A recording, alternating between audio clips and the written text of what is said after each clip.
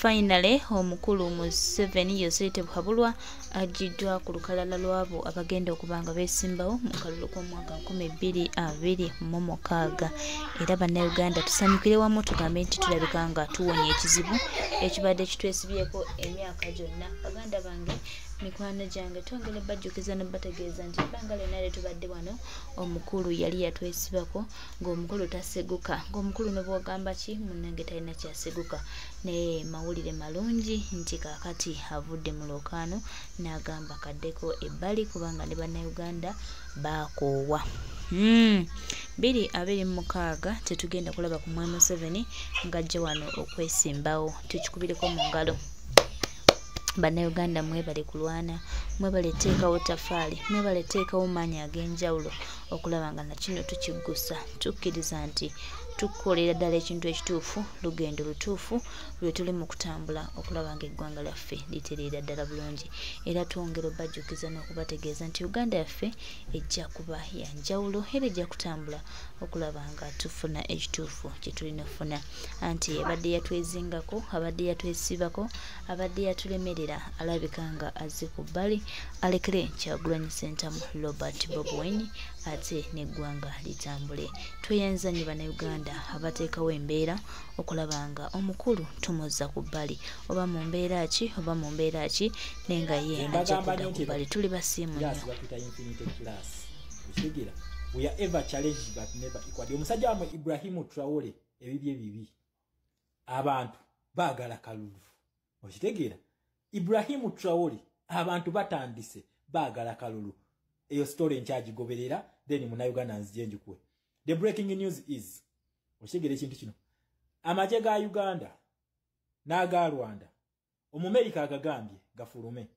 luli zibadde orders zibadde nga just babyogerako bwogezi ne boogera kino ne boogera kiri kakati ro final order bagambye amagye ga Uganda n'aga Rwanda gafulume eggwanga lyaki lya Congo. Okitegeera ekintu ekyo naye tunagenda wala omanyi ayogera omu amaga then katusoke tulabe kano ka video ndyoke nzije tweyongereyo.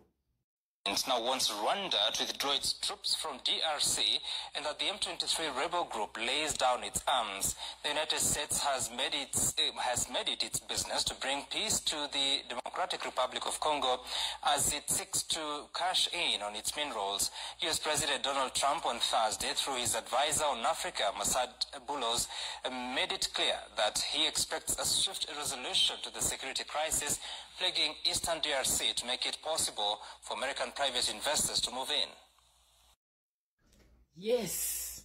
we are at it again. Kyekino kye nabagamba bannayuganda nakugamba gwe toli yonoona buddebo gwe yanfollowing eyampaka follow wabula ekintu ky'obeera okoze libeera ttima obutasharingira vidiyo eno gy'obeera olabye n'ogiwa munnayuganda kubanga nakugamba saagala nnyo bano ba revolution drafts kubasiriwaza. What you have to understand is the policies revolution eno ze yayitamu policies zino zaani policies zino zikola zitya Museveni tumutuusizaawa ekyo kyenjagala oyige woli kiyiga kigenda kuyamba okumanya stages ze tuba tuliko eza revolution weteeketeeke kuba revolution drafts bangi nnyo bembeera naze ku live ng'obawulira asomesa ekintu naye nga olaba atagala butagazi n'omubuuza ekintu kino byoyogera obijja wakuba ekyo tulina live emu gye twabaddemu sijja kutya kwogera kuba yekyali wange mwoyo gwa ggwanga gye twabadde ng'waliyo omusajja asomesa akugamba mbu twayita busimanyi mu policies za Museveni tetusobola kulwanyisa Museveni. Zino policies si za Museveni kiddamu zino policies si za Museveni. Domestic democratic policies si za Museveni za America na Mungereza. Zino policies they existed before Museveni. Kati bagamba gamba munnayuganda kyona sigenda kugamba munnayuganda nakugamba nze sigenda kukulagira kwekalakaasa wabula ngenda kusomesa kiki kye tulina okukola stage kije tubeera tuliko otegere na wawe tulaga ekyo kyenjagala nebaza nnyo Katonda nti ba revolution drafts aba P2 and P2B they are here to witness ebintu bye nasomesanga nga bituuseewo mu reality kuba agambanga fe tukoza theory simanyi wa munnayuganda false hopes that is total nonsense. Nabagamba ekintu kye tukola tukimanyo we are the infinite class ever challenged but never equaled kubanga kye tukola tebabisobola kije kitufuula abakabi kino ekintu nakibagamba naye mbagamba olutalo luno njagala mulwegendereze nnyo olutalo lwe liberation ekintu kyonna kyonna ekituuka ku Kagame directly ekituuka kwani ku Museveni kubanga Museveni ye mukama wa Kagame Okitegera naye kugamba nti olutalo lwe bayita de-dollarization America versus China oba BRICS Bungereza versus Russia NAM ne BRICS olutalo luno luli mu Uganda na Congo we nabagamba bakugambe Masadi na Kamalo mu bagamba konti we yavudde Congo yaze mu gwanga lya Uganda kakati we yavuddeyo ku Lwokuna Trump n'agamba nti kati ye sawa Kagame ne Museveni mujama jega mu gwanga lyaki mujama jega mu gwanga lya Congo okitegere ekintu ekyo Museveni abadde afuna sente empitirivu mu gwanga lya Congo sente empitirivu ne Kagame okitegere ekintu ekyo kakati kino ekintu nakugamba ono omusajja tugenda kumulumba tumusindika eringa kitinga tekyali asobola kumutaasa atenga munaku nga n'amajaga ga Uganda manaku gagenda kutuuka butuusi gadde ku side y'abantu kye gagenda okukola because we are the leaders in these policies fe tuddako okukwata entebe ya Uganda fe tugenda okubeera ba champion ba democracy ku lukalala lw'omuddugavu mukitegeera yeffe you are either with America and UK democracy and human rights or with the communist China mukitegeera then no utawo nalo lwasimbudde ne lutandika kakati simanyi revolution drafts kye batugamba gomwana wa wano tikinga butikinzi otegere nti ekintu kye tukola tukimanyi nnyo nabagambye yenze minister foreign affairs addako agenda okutereeza Uganda ne policies zaayo zonna Museveni zaayo noonye tufune Uganda eshininga kubanga policies zino nzimanyi okitegere ekintu ekyo ekintu kino okwongera okiteeka mu nkola nakugambye America introducing omusajja gwe bayita Eric Prince ono wa Black Waters nkugambye operation yaliko mu Iraq ono yaliko kati America yakirabye nga wenaleeta amaje gaayo negateekaawo direct bayinza obutakola ki bayinza obutatukiza bulungi mission gyagira kati nga mulaba wagina weri mu Central African Republic okuteekayo nakyemalya waayo kumulemeza kati na America naye kyakoze naye alese group ye n'agiteekaawo muki mu gwanga lya Congo okitegere ekintu ekyo enegenda kufafagana M23 bagiwadde ultimatum ne bagigamba eteeke wansi ebyokulwanyisa for Kagame and Museveni ne bagamba bafulume okitegere ekintu ekyo bagambye bafulume then M23 eteeke wansi ebyokulwanyisa beyagala emirembe ne kati kiri eriyo okulondako beyagala emirembe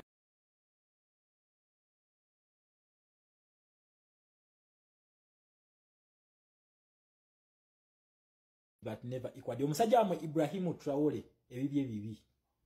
abantu bagala kalulu okitegeera Ibrahim Traore abantu batandise bagala kalulu eyo story nkyagigoberera then muna Uganda nzijenjukwe the breaking news is okitegeera ekintu kino amaje ga Uganda n'aga Rwanda omumerika agagambye gafulume luli zibadde orders zibadde nga just babyogerako bwogezi ne boogera kino ne boogera kiri kakati ro final order bagambe amaje ga Uganda n'aga Rwanda gafulume eggwanga lyaki lya Congo okitegere ekintu ekyo naye tunagenda wala omanyi ayogere omu amaga then katusoke tulabe kano ka video ndio kenzi je tweyongereyo. Now wants Rwanda to withdraw its troops from DRC and that the M23 rebel group lays down its arms. The United States has made it its business to bring peace to the Democratic Republic of Congo as it seeks to cash in on its minerals. US President Donald Trump on Thursday, through his advisor on Africa, Masad Boulos, made it clear that he expects a swift resolution to the security crisis plaguing Eastern DRC to make it possible for American private investors to move in. Yes,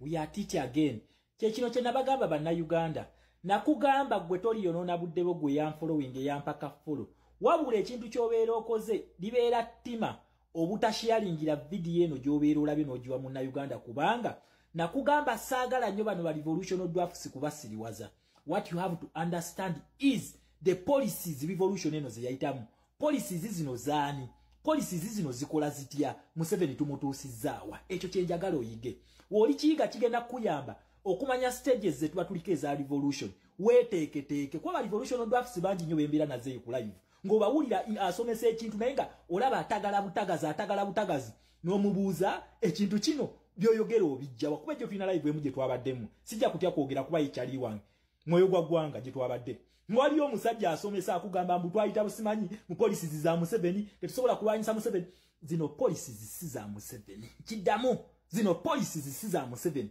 domestic democratic policies si za Museveni za America na Mungereza zino policies they existed before Museveni kati bagamba gamba munna Uganda kyona sigenda kugamba munna Uganda nakugamba nze sigenda kukulagira kwekalakaasa wabula ngenda kusomesa kiki kye tulina okukola stage kije tubeera tuliko otegere na wawe tulaga ekyo kyenjagala nebaza nnyo Katonda nti ba revolutionary dwarfs aba P2 and P2B they are here to witness ebintu bye nasomesanga nga bituuseewo mu reality ko bagambanga fe tukoza theory sibanyi wamu na Uganda false hopes that is total nonsense nabagamba ekintu kye tukola tukimannyo we are the infinite class ever challenged but never equaled kubanga kye tukola tebabisobola kije kitufuula abakabi kino ekintu nakibagamba nembagamba olutalo luno njagala mulwegendereze nnyo olutalo lutwa liberation ekintu kyonna kyonna ekituuka ku Kagame directly ekituuka kwani ku Museveni kubanga Museveni ye mukama wa Kagame okitegera naye kugamba nti olutalo lwe bayita de-dollarization America versus China oba BRICS Bungereza versus Russia now ne BRICS olutalo luno luli mu Uganda na Congo wenna bagamba bakugambe Masadi na Kamalo mu bagamba konti we yavudde Congo yaze mu gwanga lya Uganda kakati we yavuddeyo ku Lwokuna Trump n'agamba nti kati ye sawa Kagame ne Museveni mujama jegamwe mu gwanga lyaki mujama jegamwe mu gwanga lya Congo okitegere ekintu ekyo Museveni abadde afuna sente empitirivu mu gwanga lya Congo sente empitirivu ne Kagame okitegere ekintu ekyo kakati kino ekintu nakugamba ono omusajja tugenda kumulumba tumusindika eringa kiti nga tekyali asobola kumutaasa ate nga munaku nga n'amajaga ga Uganda manaku gagenda kutuuka butuusi gadde ku side y'abantu kye kagenda okukola because we are the leaders in these policies fe tuddako okukwata entebe ya Uganda fe tugenda okubeera ba champion ba democracy ku lukalala lw'omuddugavu mukitegeera yeffe you are either with America and UK democracy and human rights or with the communist China mukitegeera then no utawo nalo lwasimbudde ne lutandika kakati simanyi wa revolutionary drafts kye batugamba gomwana wa wano tikinga butikinzi otegere nti ekintu kye tukola tukimanyi nnyo nabagambye yenze minister foreign affairs addako agenda okutereeza Uganda ne policies zaayo zonna zonna Museveni zaayonoonye tufune Uganda eshininga kubanga policies zino nzimanyi okitegere ekintu ekyo ekintu kino okwongera okiteeka mu nkola nakugambye America introducing omusajja gwe bayita Eric Prince ono wa Black Waters nkugambye no operation yaliko mu Iraq ono yaliko kati America yakirabye nga wenaleeta amaje gaayo negateekaawo direct bayinza obutakola ki bayinza obutatukiza bulungi mission gyagira kati nga mulaba wagina weri mu Central African Republic okuteekayo nakyemalya waayo kumulemeza kati na America naye kyakoze naye alese group ye n'agiteekaawo muki mu gwanga lya Congo okitegere ekintu ekyo enegenda kufaafagana M23 bagiwadde ultimatum ne bagigamba eteeke wansi ebyokulwanyisa for Kagame and Museveni ne babagamba bafulume okitegere ekintu ekyo bagambye bafulume then M23 eteeke wansi ebyokulwanyisa beyagala emirembe naye kati kiri eriyo okulondako beyagala emirembe